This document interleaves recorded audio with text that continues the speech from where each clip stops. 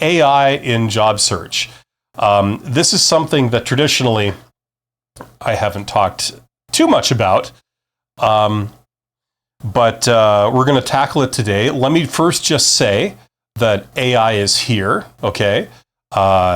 It's invading every part of the world of work, including job search. So if you are not yet using some of the AI tools that are out there, I would highly encourage you to do it, okay?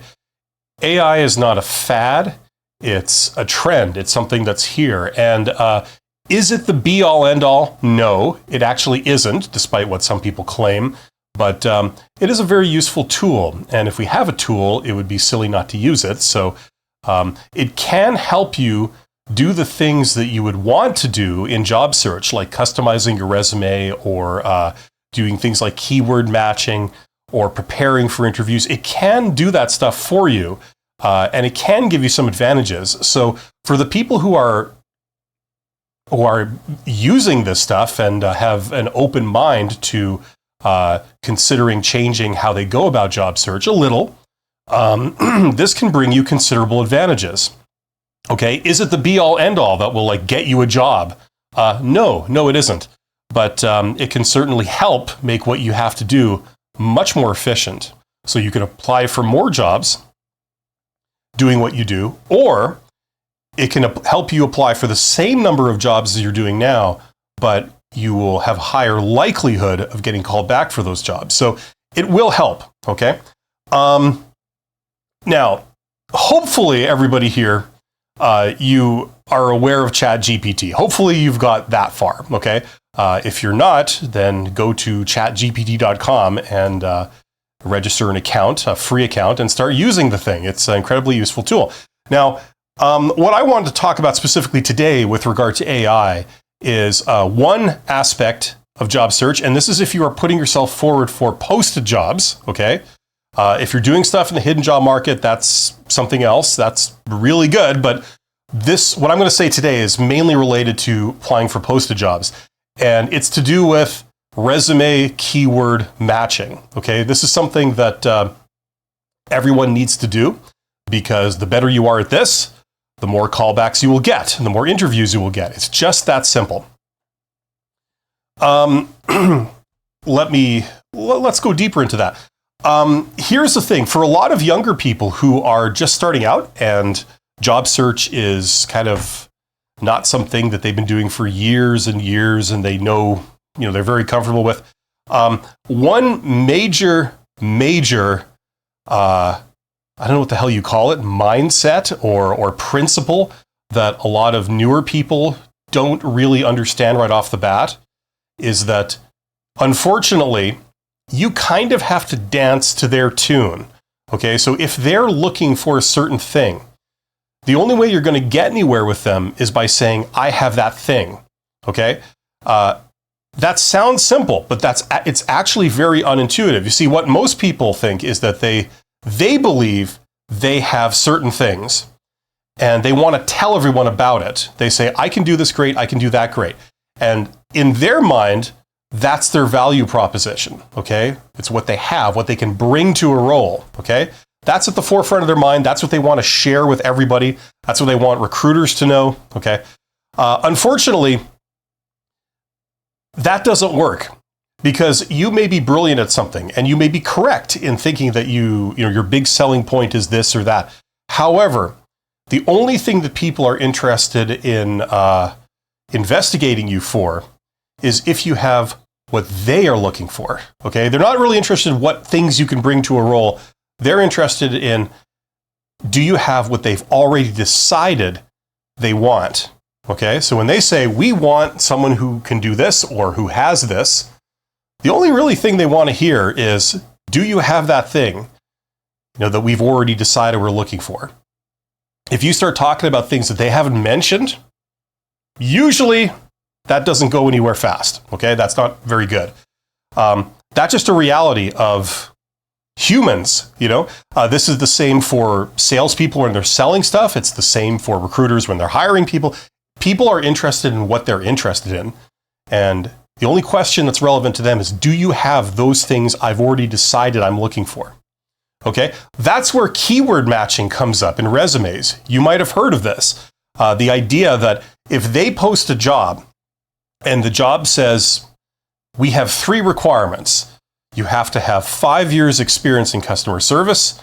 You have to have a degree in office management, and you have to have the ability to fly a jet plane.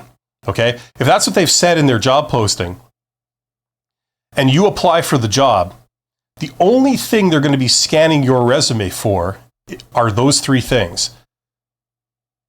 Now, this is where I have to remember what I just said, like the morning after. Okay, can you fly a jet plane? Do you have a degree in office management? And do you have 5 years in customer service?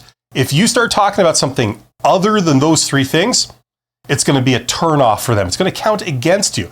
I don't care if you won the Nobel Prize and you open your resume with, I won the Nobel Prize in chemistry, and I also won a Pulitzer, and I also won the Peace Prize all in 1 year. You are not going to get called back because that's not any of the things that they've already said they're looking for, right? So that's the first kind of thing that everyone has to realize when you're applying for jobs, is that it's not about what you want, it's about what they want. And if you want to get anywhere with them, you have to dance to their tune. You have to talk in terms of the things that they've said that they're interested in, and nothing else. Nothing else will be relevant to them. Okay? That's the first thing. I've worked with a lot of people, or I've talked to a lot of people. I'm not a job interview coach, so I don't work with people with job interviews. But I mean, I've lectured on all kinds of HR type stuff, and I've talked to many young students and stuff. And this is like a real revelation to a lot of people. They don't realize this because no one's really told them this principle.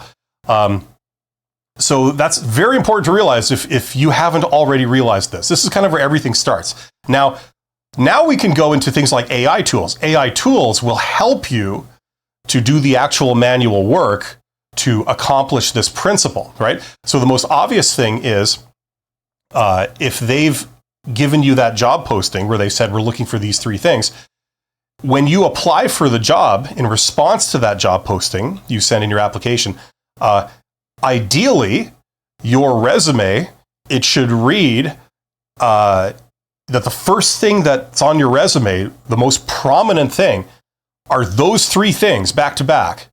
You know, the first thing I want you to know about me is that I have 5 years experience in customer service. Then I want you to know that, I have a degree in office management. And thirdly, I am licensed to fly a jet plane. Okay? Now, if you then add a ton of extra stuff, say you add 140 other points that you have, none of which they ask for, none of which they care about, a lot of times the way it'll be perceived is that those other points you add, they dilute the 3 big points at the beginning that were in your favor, okay? And they will tend to select a candidate that has just those 3 points as opposed to a candidate who has those 3 points plus 140 other things. Because that candidate that has 140 other things, it really seems like those 3 points are not their core competency. They're not the one thing that they want to do with their life. You know, they're watering it down, right? And this can also be a very hard concept for people to embrace because we all have egos, right? So this is a big issue, okay? So whether you are using AI tools or not, you should be trying to keyword match. So that means if they've said they're looking for these things, you say you have them. And not only that, but you use the same terminology, the same lingo, okay? So if you have a degree in or a certificate in office management, maybe technically on your certificate, God, this is hard to do with a backward screen and an arm behind me right there. What it actually says is you graduated from secretary school or something, I don't know, some synonym of office manager.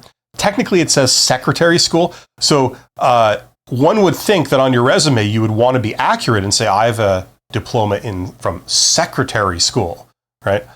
It's totally legitimate, all above board, right? But the problem is that doesn't match their lingo. They didn't ask for a certificate in secretary school. They asked for a certificate in office management. So when you write your resume, because secretary school and office management, for our purposes, are exactly the same thing, you would use their terminology. You would say, I have a certificate in office management, right? And then that way it lines up with exactly what they said they were looking for. Why?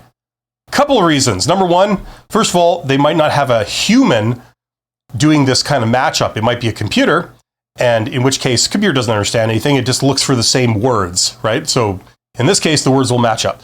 Secondly, if it is looked at by a human, a lot of times recruiters, they're not trained in the subject matter of the job they're hiring for. So they might not know that secretary school is really exactly the same as office management. They might not have made that connection, right?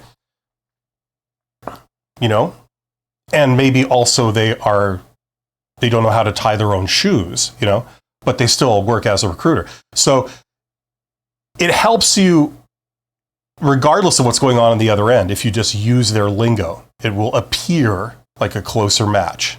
Okay. Once again, people resist doing this because we all have egos, right? So that's another very important principle. Okay, so there are a variety of AI tools out there. I'm talking about these concepts very long. I'm not really getting into the AI part, but there's a lot of tools out there. The obvious one is ChatGPT can help you with this, right? You go to ChatGPT, you type in, you know, like, here's my resume, the text of your resume, and then, you know, here's the job description, the text of the job description. Can you write me a custom version of this resume that's tailored to this job, using the most maximizing keyword matching, you know, something like that. And then bam, it spits out the text of a new version of your resume that scores higher in terms of keyword matching than your original resume did, right? So you would apply to this job with that new version of your resume. Does that make sense? There are some other tools out there. I've heard of a tool, people keep talking about it. What was it called? I'm just looking at my notes here. JobScan is another one. It's sort of like ChatGPT, but it's more tailored to fixing up resumes. Check that out. There's also other ones out there. You guys check out the things, the tools that you want. I haven't used JobScan myself, so I don't know if it's any good, but all I know is that some people are mentioning it. So check that out, and that can really help you, okay?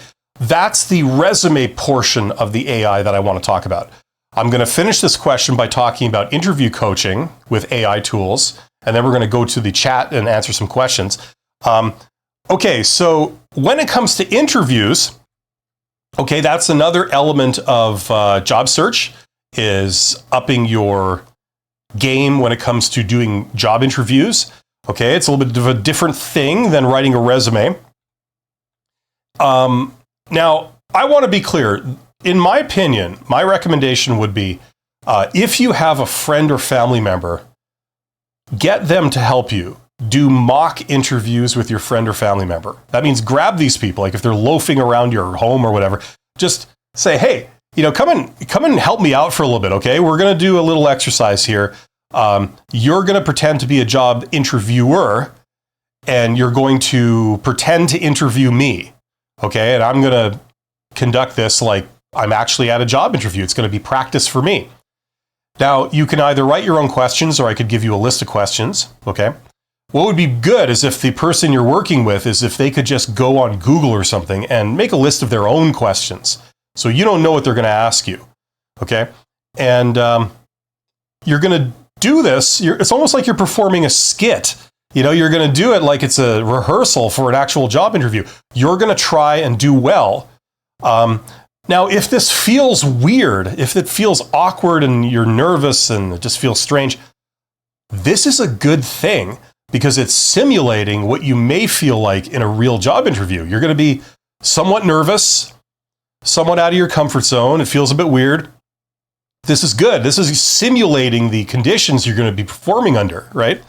So I highly recommend that you do that. Now, they do have AI tools out there that can help you with this. So if you're too lazy to do this or you're unable to do this, okay, particularly if you're unable to do the mock interviews with a real person. There are AI tools. There's a couple. There's a whole bunch. Now, I've never used them, but there's one called Interview Coach you can check out. There's several others. I did like a search before the live stream here, and there's quite a few. And some of them, I believe, are free, or they have features that are free. And what you do is you can sign up for this. And I think the way a lot of these work, I'm not sure if they all work this way, but the way a lot of them work is it sort of takes a video of you answering questions, and then it does AI type analysis on your videoed answer. And then it gives you feedback, and it says like, okay, well, here were the how you did on matching up keywords that we know they're looking for. Here's how long your answer was. Here's how quick your answer was. Here's like, it's almost like public speaking coaching, like where they say, here's all the ums and ahs and stuff you said, and you should try and clean that up.